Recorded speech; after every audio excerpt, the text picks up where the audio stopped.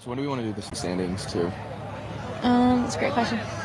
Good afternoon, ladies and gentlemen, and welcome to the 2023 Sandhurst Military Skills Competition here at West Point. My name is Cadet Sydney Frost. And I'm Cadet Hunter Holt. And so, Hunter, can you tell me a little bit about where we are right now? You can. So you're joining us live at the United States Military Academy. We're here on the plane, approximately 5 minutes away from the step-off of the Ruck March that'll end day one of competition here for Sandhurst 2023. We're joined by friends and family of our competitors, as well as the Corps of Cadets who have come out to show their support for each of our competitors. So we're excited here on the end of day one. Absolutely. And so, Hunter, can you tell me a little bit about what is Sandhurst? What is this competition? Yeah, so Sandhurst actually began in 1967 as a friendly competition between the United States Military Academy here at West Point and the Royal Military Academy at Sandhurst. From the Royal Military Academy at Sandhurst, obviously the competition derives its name, but the competition has grown over the years from being a solely English and American endeavor to be really what is the premier international military academy level military skills competition.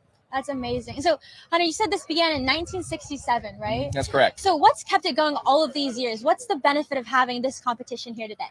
So really the benefit of Sandhurst, it showcases the tactical and technical proficiencies of our allied nations, but really it increases our ability to work together, our interoperability, the strength of our partnerships and our allies, which really for the United States is our ultimate goal. Our ultimate strategic priority is to maintain these allyships and our partnerships across the globe. Absolutely. And so looking today at our competition, we have 48 teams competing here at the Sandhurst competition. And so of those 48 teams, we have 12 teams from the United States Corps of Cadets that are various company teams. We have 3 teams from the United States Military Academy. We have our United States Military Black Team, our United States Military Academy Gold Team, and our United States Military Academy Prep School Team. In addition to that, we have 2 teams from our sister service academies. So we have a team participating from the United States Air Force Academy and the United States Coast Guard Academy. On top of this, we have 17 teams competing from various ROTC programs across the country. We have one from Hawaii even. Mm-hmm. And then we have 14 international teams competing with us. So kind of getting out what you said, getting partnerships from our NATO allies and from other countries. Exactly, that's correct. And the fun thing too about Sandhurst is that this week, all of those external teams that you heard about, our 14 international teams, our 17 ROTC teams, they've been hosted by and staying with the cadets in the barracks here at West Point, living alongside their USMA counterparts, their West Point counterparts, which really has been an awesome experience, I understand it, for not only our cadets here at West Point, but for our international and external participants.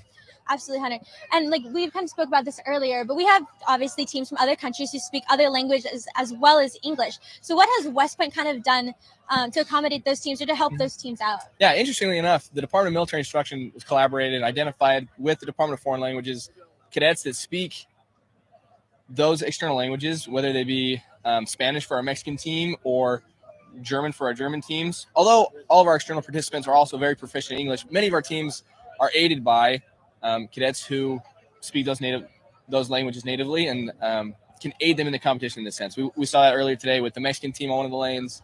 It's been a very cool collaborative effort in that sense. Yeah, absolutely.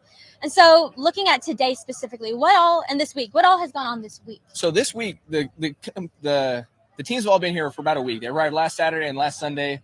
They spent the week acclimatizing to West Point, getting to know the terrain, the location, and really finishing preparation. So for many of our external competitors, they spent the week conducting rifle familiarization with the M4 carbine, as well as weapons familiarization with the M17 pistol.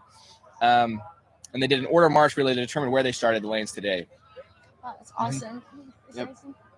Looks like we're starting in about a minute. It's really exciting. Yep. So yeah, you had said that during this week they participated in the order of march relay. So what exactly is that? So it was a relay race conducted by each team to determine their starting order for today. So based on the order of this relay race that was conducted, each team selected their location to start today's events. There were 8 lanes today of various skills, and each team selected based on their draft order where they started the competition today. There's some strategy involved to help mitigate fatigue and some of the other strengths and weaknesses of each team, but that's led us to where we are today here about to step off for this Ruck March. And where are we today, Sid? Do we know where we are as far as team standings going into this Ruck March? So going into the Ruck March, we have a general idea of where the teams are standing.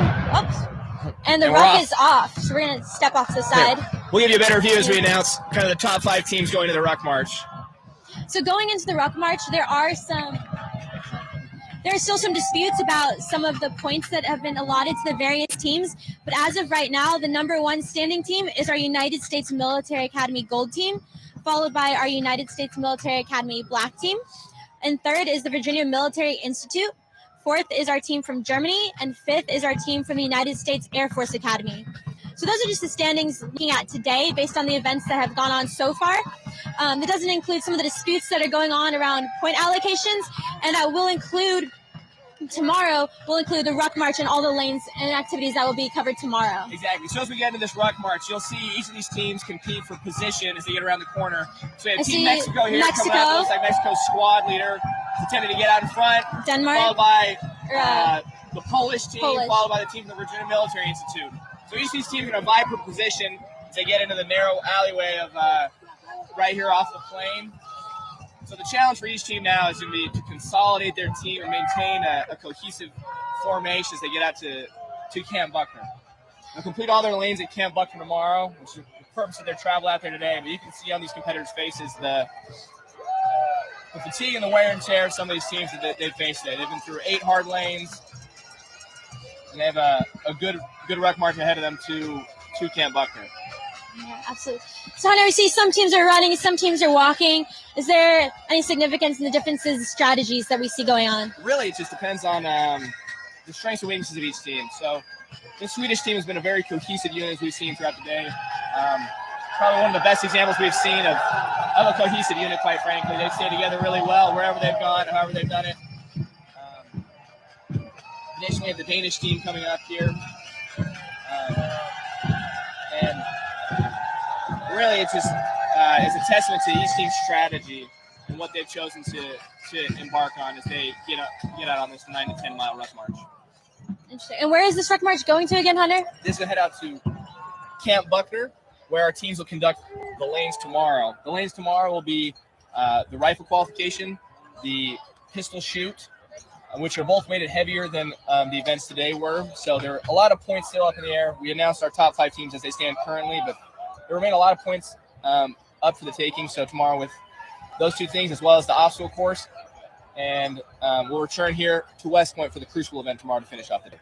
Interesting. What is a Crucible event? So the Crucible event marks the end of competition. It's really the final hurdle, final barrier of the competition, and it should be, frankly, probably the most difficult of the lanes. So it'll look like a lot of physical fitness we test in that lane with weighted carries and combining a lot of other tactical skills under a stressful situation with simulated combat environment with noises and other effects out of the environment to simulate what a combat setting might be like for our competitors.